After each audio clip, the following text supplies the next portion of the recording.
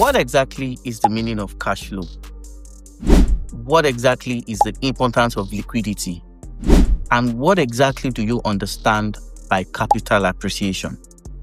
If these three clear terms are not properly designed, are not properly explained, understood, and implemented, you will be getting your real estate investment wrong. So on today's episode, I'm going to be talking about land banking versus cash flow. Which of them is better and what should you prioritize as you explore the Nigerian real estate market? Welcome to another exciting episode of Property Matters. If you're coming across this channel for the first time, thank you for joining us. Consider to give us a like, subscribe, and of course, trust me, every part of this video will help you to understand why real estate investment is the key to future generation. I'll see you immediately after this short timeout. Don't go nowhere.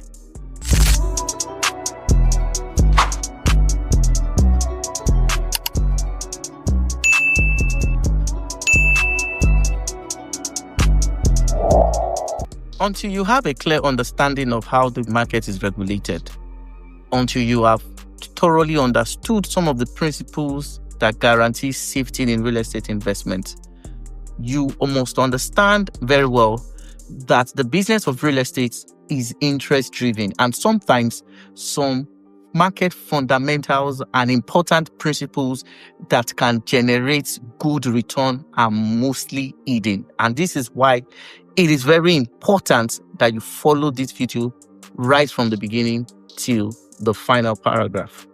Welcome once again.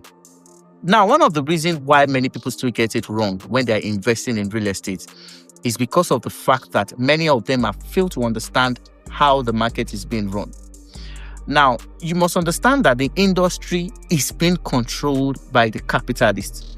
When I talk about capitalists, I'm talking about private individuals who have sunk huge amount of cash into development, and their aim basically is to make profits. And one of my videos I've said, there are some real estate investments that are good for you, and there are some real estate investments that are bad for you. Now, as you follow this video very closely, you'll be able to decipher what the latter actually means. Now, when we talk about land banking, you need to understand that as you are land banking, there are some things that are very, very realistic, and there are some things that are very, very unrealistic. This obviously can be defined as a case of a realtor who desperately needs money, or a developer who desperately needs funds to do an ongoing project. In that kind of situation, they will not pitch the actual value of that land banking because their interest is connected to it. And that is why sometimes it is possible for you to be asset rich. When I talk about asset rich, I'm talking about having a lot of lands in a place that may be unneeded. And because it has become extremely difficult for you to easily liquidate that cash, despite the fact that you have acres of land at your portfolio, you may be poor. Why? Because people or investors may not be interested in the areas where you are land banking. And this is why it is very important that you understand that it is not all land banking that is good for you. So on today, I'm going to be talking about three important mistakes that you are making. However, this is not to insinuate that land banking is a good or a bad investment for you. This obviously means that if you can get it right, you will get the actual dividends of investing in land banking. Now, what is the first thing you must put into consideration when you are land banking? The first thing you must understand is that you must consider the liquidity. Liquidity in the sense that, can I easily liquidate this cash? Can I get a buyer if I have an emergency project where money is needed, and who are the principal factors or what are the major drivers of investors that may show interest in my real estate? Now, for some of us that have been land banking in Lagos, you will understand that for some of us that have invested in unknown areas, we are still finding it extremely difficult to liquidate our asset. Why? Because nobody seems to be interested in that area. Meanwhile, there are areas where you will land bank, and of course, the return on investment will not just be mouth-watering, but it will be jaw-dropping. And this is why it's very important that as you are investing in land banking, can I easily liquidate this property? If I intend to sell 1 or 2 acres out of my land, can I easily get a buyer? Will I sell at the value at which I bought from? Or will I be forced to sell at a loss simply because I need that money urgently? The next thing you also need to understand when you're land banking is what we call capital appreciation. Now, it has been projected over time that a property may be worth 10 million, 20 million. And you may be looking at the possibility that I bought this property maybe 1 million, and my realtor or every other developer that have sold to me are projecting 10 million. The reality basically is that the appreciation is not realistic until you have gotten an investor who is willing and ready to pay.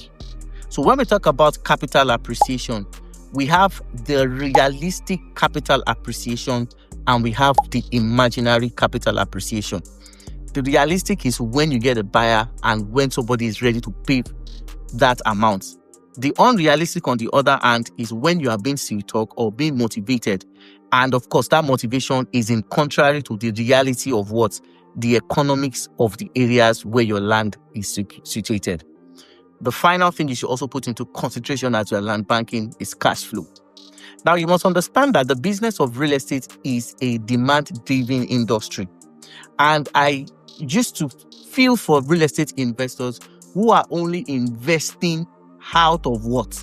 Out of sentiment, not out of market reality.